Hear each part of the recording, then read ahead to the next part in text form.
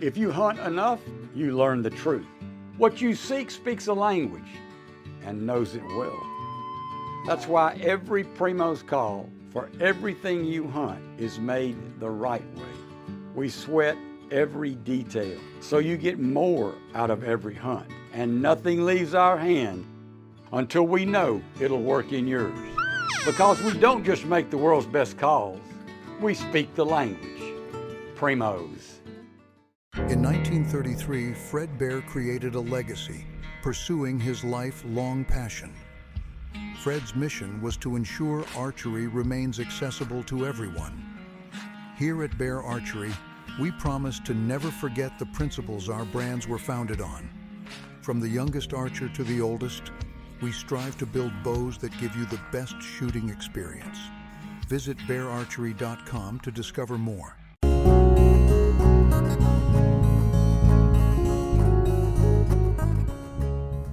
Welcome to the Casting Across Fly Fishing Podcast. I'm Matthew of castingacross.com, where I explore the quarry and culture of fly fishing. This 266th episode of the podcast finds me wading into, or more appropriately, paddling into brand new water. Because although I've talked about fly fishing from Watercraft here and there across the last 265 episodes, I don't think I have devoted an entire podcast episode to Watercraft for fly fishing. So that does two things. One, it goes to show there's a very wide range of topics that are appropriate to this conversation, the quarry and culture of fly fishing. Secondly, it shows that once you kind of open a door down a long hallway, there's lots of different rooms that may branch off of it, because I have to tell you, as I've been thinking about this episode, thinking, this could really be an entire series. You could talk about canoes for a number of podcasts, how to use canoes, how to select a canoe, with the virtue of canoe versus a kayak, or the other way around. There's a lot of things that you could talk about. So I say that to not only introduce the podcast, but introduce the fact that this is going to be an initiatory first step into what may very well be a number of podcasts over the coming months and years regarding watercraft, because they play an integral role in fly fishing, and using them and knowing which one to use when can be helpful. So again, this is meant to be kind of that first step, this launching point into thinking about this. If you've never thought about it before, if you thought about it and you maybe want to hear somebody else's thoughts on it, and if you're thinking about getting something for this next season, what your options might be. Secondly, as far introduction goes, I am not going to be talking about every option out there. I'm kind of drawing an arbitrary line at drift boats. I'm not going to be covering drift boats. Obviously, the drift boat is the choice for most anglers fishing larger water. But there's a lot of, you can talk about jet boats, you can talk about bass boats, you can talk about big pontoon boats. Can you fly fish off of those? Absolutely. So, but I'm not covering them today. Doesn't mean I won't talk about them in the future, because I've fly fished out of all of those. But for today's purposes, I'm talking kind of more of the layman's watercraft. Not to say that a weekend warrior can't own a drift boat. They certainly can. But I'm talking about things that are smaller, probably a little bit more affordable, and a little bit easier to use. So that's where I'm drawing my arbitrary line when it comes to watercraft in today's episode. So we'll start with the smallest. We'll start with the least expensive. We'll start with maybe even the easiest to use, and that is an inner tube. Yeah, you can fly fish out of an inner tube. It could be as simple as that black tire that you would float down the river with. But there's a very good chance that you're going to want something a little bit more substantial than that. And so there's a few different ways you can find these inner tubes. If you've ever been been in a Bass Pro or a Cabela's catalog, you've seen these. And they're either circles, kind of like you hop on the inside. I wouldn't hop, especially if you were wearing fins, right? Or they're horseshoe shaped, and you kind of back into them. And they'll have a bottom, some sort of like almost like a hammock or something like that for you to sit in that supports you, but then your legs can dangle freely. The horseshoe shaped ones usually have some sort of shelf or net or something in front of you, both to serve as a workstation and a stripping basket, as well as they usually have a ruler on them so you can measure your fish. They're really looking out for you and your confidence, right? But why would you use something like this? Well, the primary reason why you would use an an inner tube style watercraft is to access places you couldn't access on foot.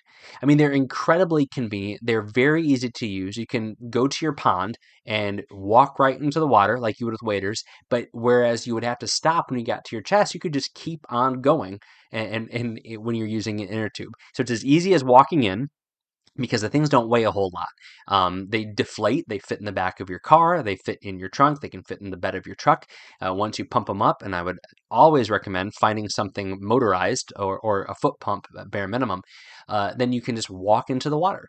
Now, here in New England is a prime example of why you'd want something like this. And I'll give you a southerly example also here in a minute, if I can remember.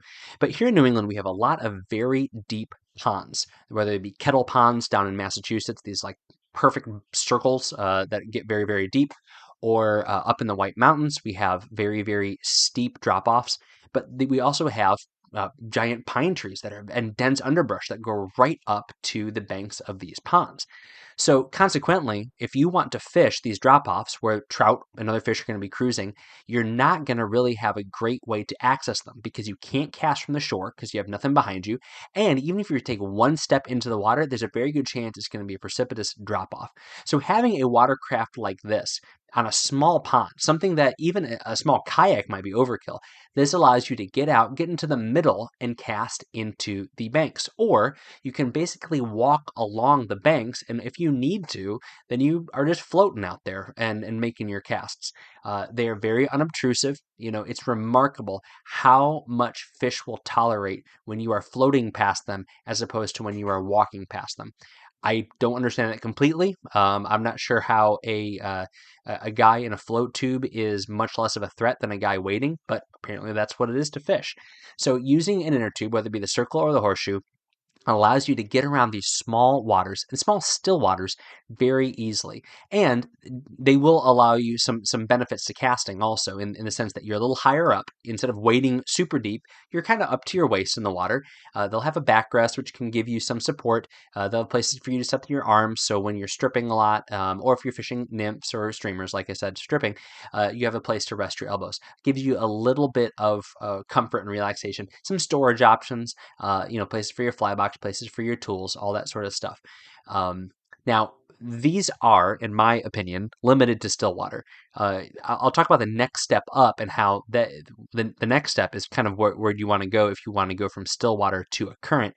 But although they are easy to maneuver and navigate with the couple of kicks from finned feet in a still water situation, getting into a current is not ideal for an inner tube. You're not going to have the kind of control, and the harder you kick, the more you spin. So although you certainly could go out in a slower river with these things or out into the ocean with them, I wouldn't recommend it. There's definitely better choices. Another option I mentioned, a more southerly option, is I used one of these down south where things were really, really muddy. It was almost swampy. And we have that up here in the north too.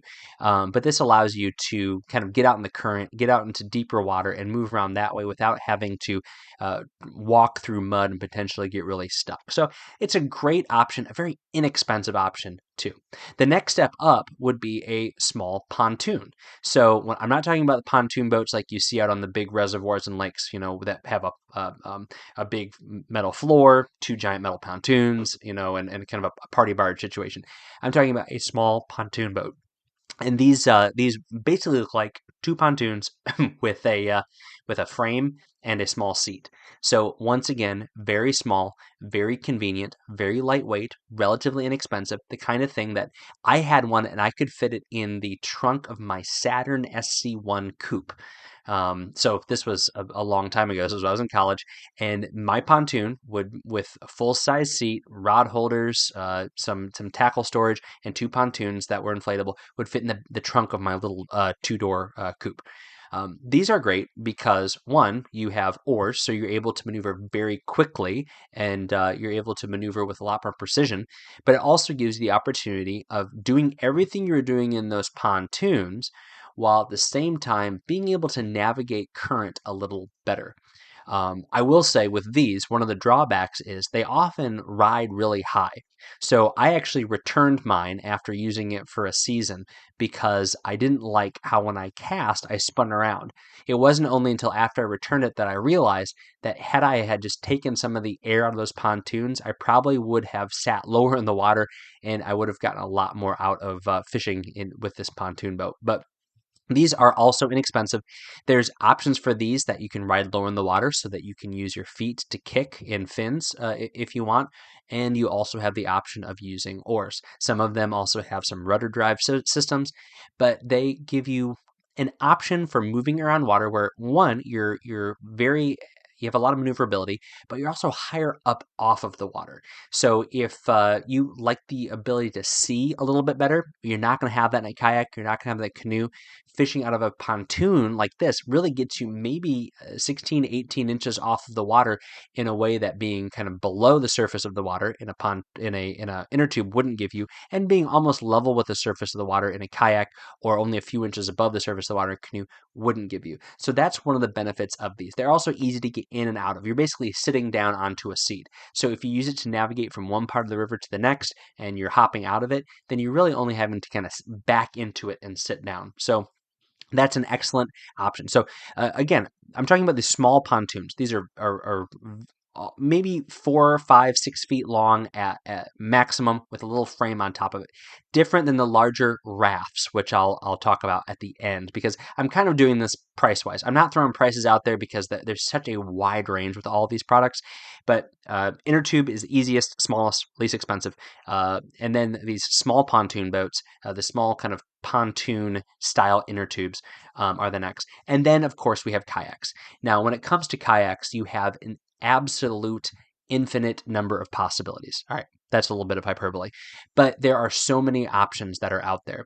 I have really come to love and enjoy both sit on top kayaks and sit inside kayaks. They both have their place. I find that a sit on top kayak, so sometimes they're generalized as ocean kayaks, so totally flat. They don't have a place for you to kind of put your legs down inside of. They have a lot of benefits. One, because they can be easier to get in and out of. They may not be as stable, but you are going to be sitting a little higher on them because you are not under the surface of the water. And also you're able to kneel on them a little bit easier. You can't do that very well with a sit inside kayak, especially if it is a one-man kayak. So there's a couple of things that I look for when it comes to a kayak. And this is again where we could talk about this for multiple podcasts. And I'm certainly not the kayak or the canoe or the pontoon expert, but I've again owned, fished out of all of these things. You are going to be low to the water, so that is something to consider. If you're used to having a good vantage point, you're going to have to get used to it. I find that fishing warm water, it's not as big of a deal. When fishing for trout, it is more of a learning curve. So that's kind of the first thing I'd say with that. But you have to pick length. Now, when you talk about the length of a kayak, well, length and width of a kayak, and this is true for canoes also. But the length and width of a kayak offers you all sorts of pros and cons. Of course, the smaller a kayak is, the easier it is to maneuver, both getting up on top of your car and getting off of your car, getting down to the water and getting inside. But similarly, it's going to be very easy to move when you're out on the water. So every time you cast, you're going to move a smaller kayak more. With every paddle stroke, you're going to move that thing from side to side more than if it's a longer kayak or a wider kayak. So that's always the math that you have to do when you're picking a kayak. Now, in an ideal world, you'd have multiple options. And this is my suggestion because this is what I did. I went to a camp. So I have a relationship with a couple camps up here just from work and knowing people. And I went out and I tried a bunch of different styles of kayaks. And I tried fishing out of really long ones. I tried fishing out of really short ones. I tried fishing out of sit on top. I tried fishing out of sitting inside them. And I found what kind of my favorite was. Now, to be fair, different situations call for different things. Kayaks that are very small and very maneuverable and very lightweight are great until you get some wind, and now all of a sudden you're getting spun around. So there's going to be trade-offs, and there's never a perfect kayak, but you can get into a very serviceable kayak that's easy to lift, easy to fish out of, easy to get inside of for short money. And it's going to give you all sorts of options, fishing still water and fishing water with a current.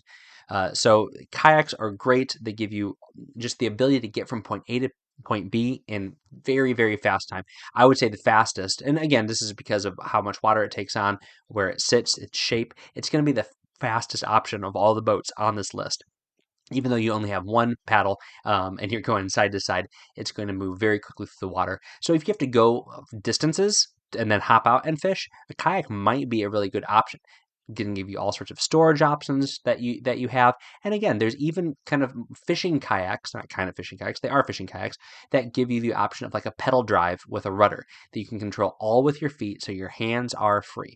And again, when I talked about scaling things up, you can scale these up to ridiculous levels. I talked to a gent from Old Town Canoes up in Maine, and they have under their umbrella, they have I think it's Minn Kota engines, if I am not mistaken, and they have ways that you can through GPS hook up a little trolling motor to your kayak and pick a point, and even in the ocean, this will keep you perfectly still. I mean, again, you're talking thousands of dollars here, but you're also talking about something that's quiet, something that is going to be easy to maneuver, easy to pick up, light. You're not going to get that with a $2,000 boat, but you can with a $2,000, $2,500 kayak. But again, that's a little bit more expensive than the $500 kayak that you go pick up at Walmart or at Bass Pro Shop. So you have a lot of options here and a lot of variables to go over. Of course, many more than we can talk about on this podcast, but maybe talking about fishing kayaks more in depth in the future. So anyway,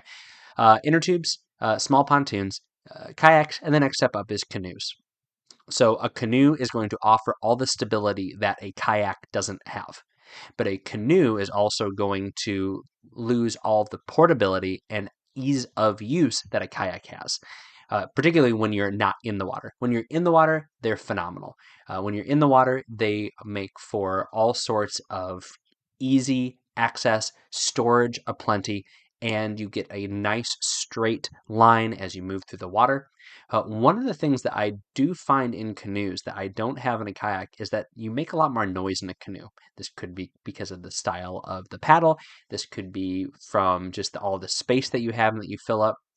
But you're not going to be as stealthy or as sneaky in a canoe.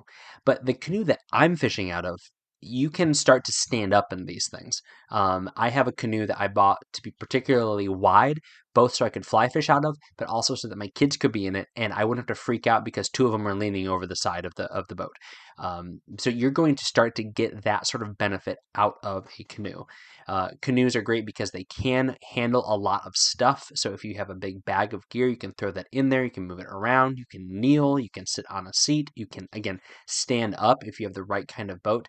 But they are going to be heavier. They are going to be a little more unwieldy to get off the top of your vehicle or and into the water. But when you're in them, they are incredibly stable and very, very secure. They're not going to give you the same sort of maneuverability that a kayak is, but they're also not going to spin around as much as you cast or as the wind hits them. So this is where you see kind of you're jumping from something that is very easy to use from a kind of getting in the water, moving around the water standpoint to something that is going to be a little bit more work, but it's going to give you a lot of stability. And that's precisely what happens with a canoe. Other benefits that you can have with canoes, my particular model that I have, it has oarlocks in it. So although I more often than not am fishing and paddling using just a traditional paddle, I can also lock two paddles in and use them as oars and effectively have a very, very Harbor Freight version of a drift boat in my canoe. And this is great for fishing in current, for moving side to side in the river, for kind of hanging into a spot or backing up into a bank if I want to fish a spot in a way that using just a traditional paddle in the canoe wouldn't allow me to do. So canoes, excellent option, very classic. Again, you have the same dynamics you do with kayaks as far as length and width and the benefits and the pros and cons that you have with those also. The last thing I really want to touch on, again, there's a couple things we could talk about. We talk about john boats, we could talk about some other kind of recreational watercraft like stand-up paddle boards, things like that. But the last one I want to touch on today, that really fits into this kind of direct line from the inner tube up to this kind of boat, is the inflatable raft. So the inflatable rafts have taken the world by storm, the fly fishing world by storm, which I guess is kind of like a small, fluffy hail or something like that.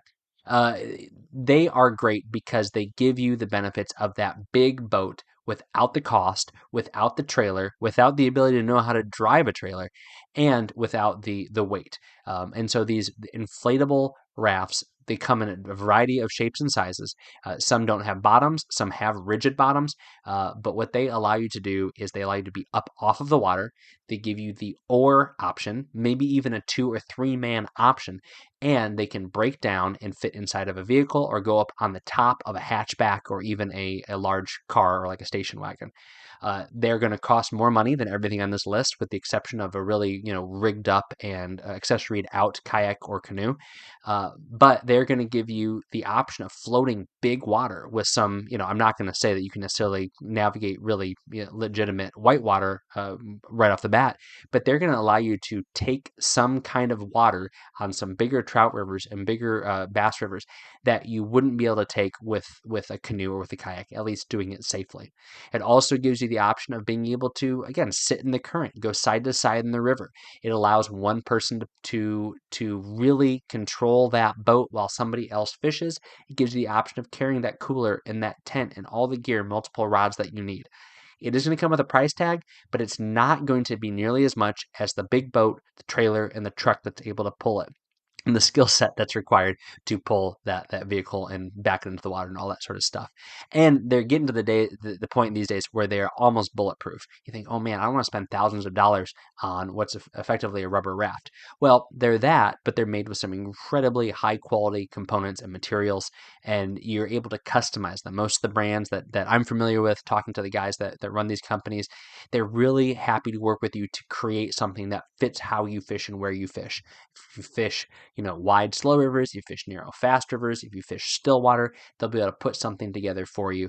And again, a lot of the times you break these things down and they fit in the back of a minivan, certainly in the bed of a pickup truck, or you can just have the thing together and on the back of a trailer. A lot of versatility with a price tag, but it's the kind of price tag where if you want to fish but you don't want to invest in a drift boat, it's a great option. I know a lot of East Coast guys really have embraced these because of the diversity of the water that they fish out here, but it's definitely a great option. I actually sat on one the other day when I was talking to somebody in their shop. So this is, again, a cursory introduction. If one of these things, one of these styles of watercraft interested you, and you want more information from me, because like I said, owned, fished out of virtually all of these, would love to give you some input on my thoughts more particularly. If you're looking about specific brand recommendations, happy to share that as well. Matthew@castingacross.com. You can reach out to me that way. You can leave a comment on the website as well. But like I said, I anticipate over the coming months and certainly over the coming years talking about these watercraft more in depth and just kind of this fly fishing specifics. I know I scattered those throughout this episode, but it'd be great to kind of talk about that more in detail as a service to you, the angler, particularly if you are new in fly fishing and you want to add some watercraft to your arsenal of gear. This week on the website, the first article is called Costa's Sunglasses King. Costa's Sunglasses King. So if you have been on social media at all, if you've been paying attention to the fly fishing or outdoor industry at all, you know that Costa came out with their King Tide sunglasses this year with much fanfare, much acclaim, and they are some pretty amazing sunglasses. So to start off, why are they so special? They're so special because they use Costa's glass. That is my favorite reason to wear Costa sunglasses, is because their glass lenses are lightweight and incredibly clear and quite durable. So I'm a huge fan of Costa from that point. But the King Tide, and they come in 2 different models. There's an 8 and a 6. One is more flat front, one is more of a wrap. They both have their place. They both feature clip-on side shields, which you might think look dorky, but I really don't care how I look when I'm getting all of that light cut out from my peripheral vision. I'm a big fan of that. But They incorporate all the features that Costa has rolled out in the last few years from their Pro Series and some of their other new glasses. So sweat drain channels, adjustable nose pads. These have hinges that actually extend a little bit to make the arms of the glasses go out from 90 a little bit, so you can press them really onto your face really tightly. They have all sorts of bells and whistles. One of the cool things I like is the hooding on these glasses. The rubber on the top and the bottom allows these glasses to be non-skid, so you can set them on your dashboard and they're not going to slide around, which, again, if you want to take care of your expensive sunglasses, this is the way to do it. So I give some more thoughts on the King Tide from my last few months of wearing them in this article called Costa's Sunglasses King. Wednesday's article, another gift-giving idea article. Another gift-giving idea article. Doesn't sound right. You know what I'm talking about. Ideas for giving gifts. This one is tongue-in-cheek. So this is about some fly fishing gifts you could give if you have to go to a white elephant or a Yankee swap. Real quick, the right way to do the Yankee swap or the white elephant gift, in my humble opinion, this is for free. You don't have to pay for this at all. You draw numbers. Number 1 goes, they get to pick a gift from the pile. Number 2 goes, what they get to do is they either take the gift that number 1 took or they pick a gift from the pile. When someone goes to the pile, they don't get to touch the present. When they touch it, it is theirs. So say there's 10 people. The 10th person up, they either get to pick that last present in the pile or they get to pick one thing from everybody else. When something gets stolen from somebody, they can now take something from somebody else or to go back to the pile, and it continues and such. The same gift may not go back and forth in the same round. I have very strong convictions about how to play this game. So that's the right way to play it. Maybe your family does it the wrong way. That's fine. I'm not out here to police that. I'm just out here to give the best opinions. So 8 fly fishing gift swap ideas. Things that you could bring to your Trout Unlimited banquet, you could bring to your fly tying night, things like that. This week's recommendation on the podcast, following up on my humor article, is a legitimate example of humor, and it is the book 3 Men in a Boat by Jerome K. Jerome. This was written in 1889, but if you like British humor, this will absolutely be up your alley. It is incredibly witty. And again, if you are a fan of literature, then this is no surprise to you.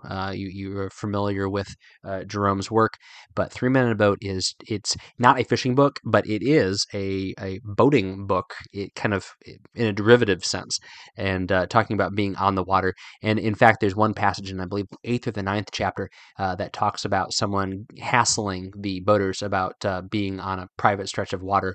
And this could be the kind of thing that would appear in fly fishing writing today, and it would have you in stitches because of how accurate it is. But this is often ranked as one of the funniest books ever written, or one of the best examples of comedy literature. But it is a relatively brief read. You can read it in snips, and you're not gonna miss on the storyline. Just very, very funny, and I would say an angler, an outdoorsman would absolutely appreciate some of the aspects of Jerome K. Jerome's 3 Men in a Boat. So if you want to be reminded of what this book is and who wrote it, you can go check out the show notes for this podcast on its page at castingacross.com. Thanks for listening to the Casting Across Fly Fishing Podcast. Please subscribe in your favorite podcast app and rate the podcast on iTunes. Then head over to castingacross.com for 3 posts a week on the people, places, and things that go into the pursuit of fish.